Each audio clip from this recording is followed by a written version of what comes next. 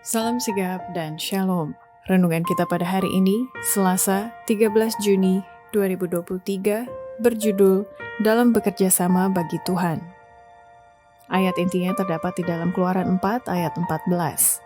Maka bangkitlah murka Tuhan terhadap Musa dan ia berfirman, "Bukankah di situ Harun, orang Lewi itu, kakakmu? Aku tahu bahwa ia pandai bicara, lagi pula ia telah berangkat menjumpai engkau. Dan apabila ia melihat engkau, ia akan bersukacita dalam hatinya." Pena Inspirasi menuliskan yang dimaksud dengan judul renungan kita pagi ini, dalam bekerja sama bagi Tuhan, adalah sebuah panggilan kehidupan yang praktis agar kita senantiasa menunjukkan sukacita sosial sebagai faktor yang menunjang kebahagiaan sejati dan sarana untuk memulihkan hubungan kita secara vertikal kepada Tuhan dan horizontal dengan sesama sebagai berikut. Pertama, syarat utama dalam bekerja sama bagi Tuhan adalah tidak malas dan senantiasa menghidupkan kehidupan yang berdaya guna sesuai kehendak Tuhan. Kita tak akan dapat diselamatkan dalam kemalasan tanpa kegiatan. Tidak ada orang yang benar-benar bertobat, menghidupkan kehidupan tak berdaya dan tak berguna. Tidak mungkin bagi kita terbawa arus ke surga. Tidak ada orang pemalas yang masuk ke sana.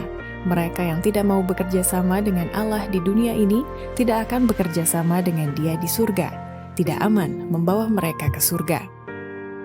Kedua, syarat utama dalam bekerja sama bagi Tuhan adalah menyadari kita sedang melakukan pekerjaan besar yang berurusan dengan Allah yang besar.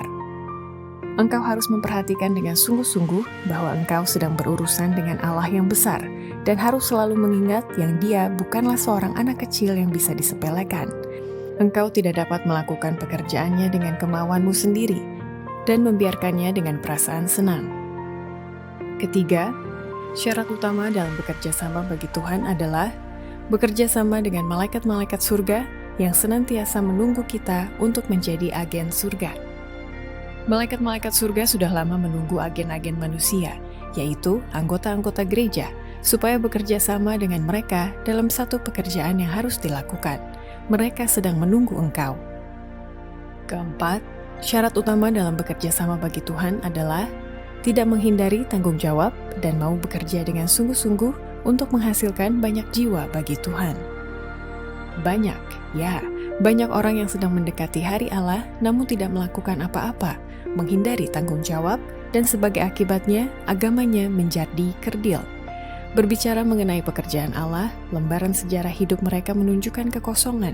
Mereka adalah pepohonan di kebun Allah, tetapi hanya beban tanah, dengan carang-carangnya yang tidak produktif menaungi tanah yang seharusnya ditempati pepohonan yang syarat dengan buah.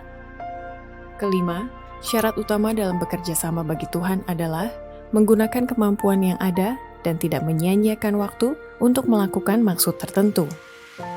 Para pesuruh surga sedang melakukan tugasnya, tetapi apakah yang kita sedang lakukan?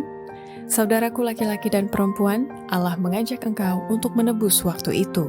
Hampirilah Allah, gunakanlah kesanggupan yang ada padamu, biarlah semua yang mendapat kesempatan berkenalan dengan dasar iman kita. Menggunakan pengetahuan ini untuk maksud tertentu. Demikianlah renungan kita pada hari ini, kiranya Tuhan memberkati kita semua.